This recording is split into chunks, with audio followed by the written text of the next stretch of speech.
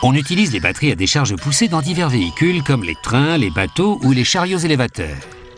Le rôle d'une batterie d'automobile consiste à fournir une décharge électrique suffisante pour faire démarrer le moteur. Celui d'une batterie à décharge poussée est de fournir du courant électrique sur une période relativement longue. En route pour l'usine. Les batteries à décharge poussée produisent une tension électrique comprise entre 2 et 48 volts. Elles produisent du courant grâce à des séries d'accumulateurs, les cellules, composées de plaques de plomb enrobées d'un mélange d'époxyde de plomb et d'acide. Cette matrice fabrique des grilles de plomb qui deviendront les plaques d'accumulateurs. Elle verse du plomb en fusion dans des moules en forme de grilles alvéolées. De l'eau traverse le moule continuellement et refroidit le métal en 5 secondes seulement. La matrice fabrique 2 types de grilles, positive et négative. Dans la machine suivante, on enduit les grilles d'une pâte composée d'époxyde de plomb et d'acide. Les grilles positives ont droit à un enrobage spécifique, les négatives à un autre. Les plaques sont terminées. On les aligne dans des boîtiers en alternant positive et négative avant de les plonger dans de l'acide sulfurique. Là, elles se chargent en électricité. L'oxyde de plomb et l'acide de l'enduit stockeront le courant électrique.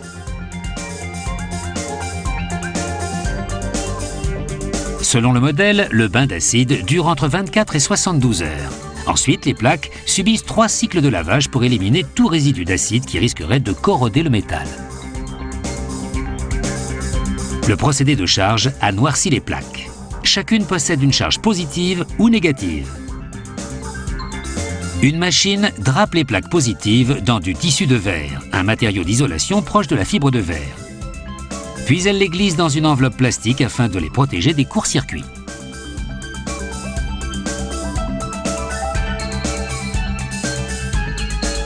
On empile à nouveau les plaques en alternant les charges positives et négatives.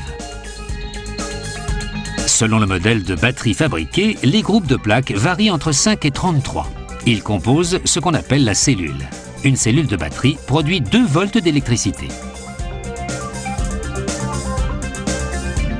Chaque plaque est surmontée d'une languette. Un automate les nettoie à l'aide d'une brosse métallique et une solution chimique désoxydante.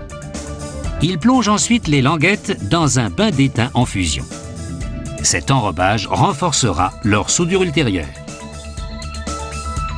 Une fois essuyées sur une grosse éponge imprégnée de décapant antioxyde, les languettes sont plongées dans un moule contenant du plomb en fusion. Ce bain soude les languettes et la série de plaques à l'intérieur de chaque cellule. Le moule surmonte l'assemblage de 2 tiges de plomb sur la partie positive et de 2 autres sur la partie négative. Ces bornes assurent la connexion électrique du montage en série des plaques qui produira la tension requise.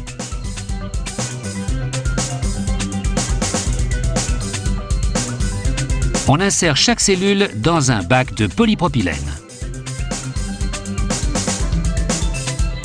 On teste le bon fonctionnement électrique de la cellule.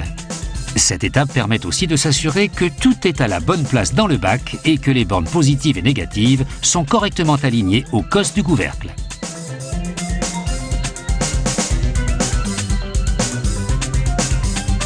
On scelle le couvercle au chalumeau et les cosses avec du plomb en fusion.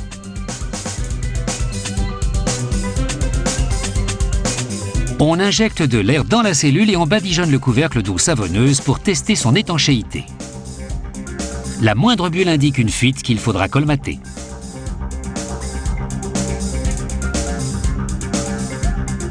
Ailleurs, on fabrique d'autres éléments de la batterie à partir de plomb en fusion.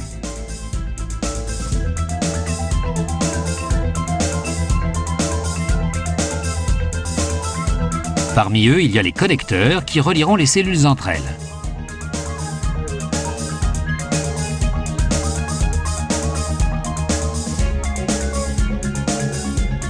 On les soude aux cosses. Ces batteries ont un voltage de 8 volts. Il faut donc monter 4 cellules en série dans un boîtier de polypropylène. L'assemblage est terminé, il n'y a plus qu'à poser le couvercle. Ces œillets en caoutchouc empêchent l'eau de pénétrer dans le bac, ce qui provoquerait un court-circuit. On remplit la batterie d'acide sulfurique. C'est lui qui servira d'électrolyte, c'est-à-dire qu'il permettra aux plaques de plomb de conduire le courant électrique.